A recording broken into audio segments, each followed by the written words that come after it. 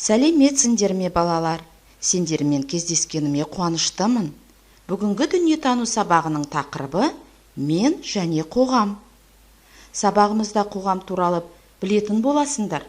Адам мен қоғам арасындағы байланысты оқып үйренесіңдер. Сабағымызды Маугли ертегісінен үзінді тыңдаудан бастайық. Маугли ертелі кеш орманды аралап ойнағанды ұнататын. Сондықтан достары Балу мен Багира оған Шерханнан және маймылдардан сақ болуын үнемі ескертіп отыратын. Бірақ ширақ әрі күшті болып өскен Маугли достарының сөзіне аса мән бермейді. Мауглидің кейбір қылықтары маймылдарға қатты ұқсайтын. Сондықтан болар маймылдар оны бауырларындай көріп, басқан ізін аңдып жүретін. Бұл кейіпкер туралы не білесіңдер? Оның өмірі жайлы не айтар едіңдер? Бұл оқиға шынымен де болған деп ойлайсыңдар ма? Бұл атақты ағылшын жазушысы Редьярд Киплингтің Маугли атты ертегісінің басты кейіпкері. Тарихта жануарлармен бірге өмір сүрген 6-7 жасар балалардың табылғаны жөнінде белгілі. Олардың іс-қимылдары жануарларға ұқсаған және де сөйлей алмаған. Олар адамдарша сөйлеп, біздің қоғамымызда өмір сүруге бейімделе алмаған. Қасқырлармен бірге өмір сүрген бала жайында ойланып көрейікші. Мына сұрақтарға жауап беріп көріңдер. Адам сөйлеуді, ойлауды, адамша өмір сүруді қалай үйренеді? Адамның бойында бұл қасиеттер қайдан пайда болады? Дұрыс айтасыңдар. Адам сөйлеуді, ойлауды, адамша өмір сүруді айналасындағы адамдардан үйренеді. Олардың іс-әрекеттерін қайталайды. Олардан үлгі-өнеге алады. Ең алдымен әрине отбасында үйренеді. Қасқырлар арасында өскен балаға отбасы, адамдар қоғамы жетіспеді. Сондықтан ол адамға емес, аңға ұқсап кетті. Жануарлар арасында өскен бала мен адамдар арасында өскен балада қандай айырмашылық болады? Жануарлар арасында өскен бала сөйлей алмайды. Дене бітімі де, қимылдары да жануарларға ұқсап кетеді. Ал адамдар арасында өскен балалар сөйлеуді, тік жүруді, адамдарша тамақтануды, тағы басқаларды үйренеді. Сондай-ақ адами қасиеттері дамиды. Балалар, қоғам деген не, қалай ойлайсыңдар? Сен қоғамды қалай елестетесің? Википедияда қоғам туралы былай делінген. Қоғам жалпы мағынасында мәдениеті ортақ, белгілі бір аумақта тұратын және өздерін бір тұтас, өзгеше бірлестік деп білетін адамдар тобы. Ежелгі тайпаларды қоғам деп айта аламыз ба? Егер де адамдар тобы ретінде қарастырсақ, тайпаларда өмір сүрген адамдарды қоғам деп айтуға болады. Ежелгі қоғамдағы адамдарға не ортақ болды? Олар бірігіп өмір сүрді, үңгірлерде бірге тұрып, аң аулап, тамақ тапты, табиғаттың түрлі апаттарынан бірге қорғанды.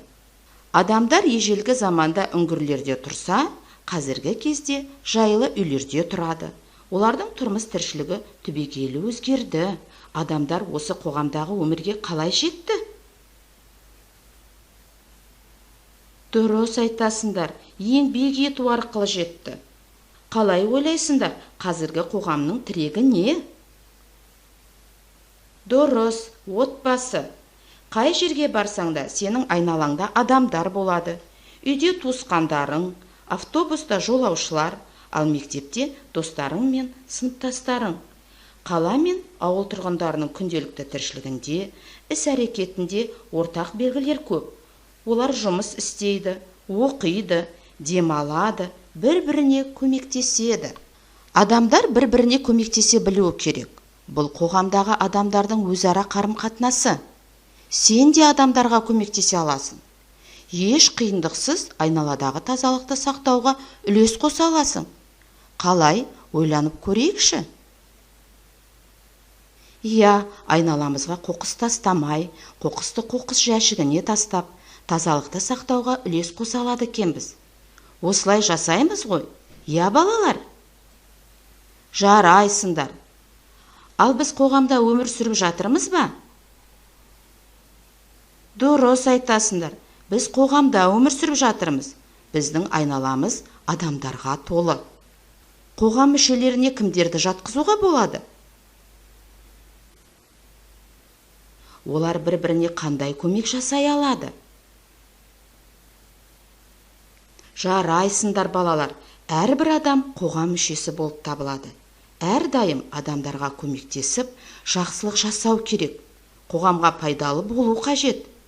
Мен сендердің сондай екендеріңе сенімдімін. Экрандағы суреттерге қарап, адамдардың еңбегі жайлы айтып көрейікші.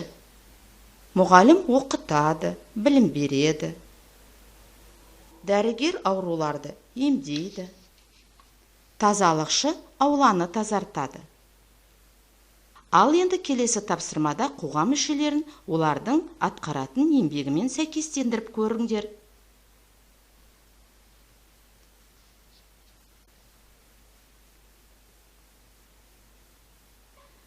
Әнші ән айтады, аспазшы ас әзірлейді. Ақын өлең жазады. Ғарышкер ғарышты зерттейді. Егінші егін егеді. Жарайсыңдар.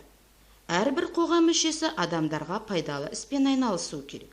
Егер де адам еңбек етпесе, қоғамда қандай жағдайлар болады? Ойланып көрейікші. Иә, егер қоғам мүшелері еңбек етпесе, ағаштар отырғызылмас еді. Біз қоғамдық көлікті, автобус, трамвай, троллейбусты пайдалана алмас едік.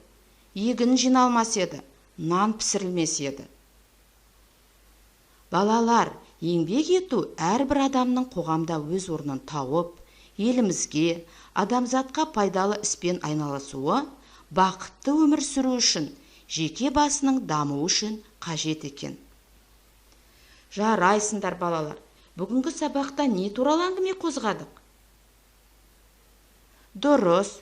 Қоғам жайлы және адам мен қоғам арасындағы байланыс туралы білдік. Әр адам қоғамның бір мүшесі. Кез келген қоғамның негізгі тәртібі құрмет пен сенім. Адам қоғамға пайдалы іс істеуі, өзінің және басқаларының заттарына ұқыпты қарай білуі керек.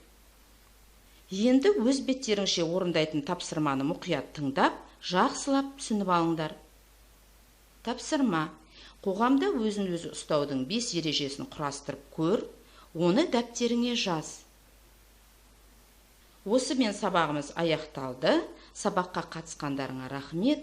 Келесі кездескенше қош сау болыңдар, балалар.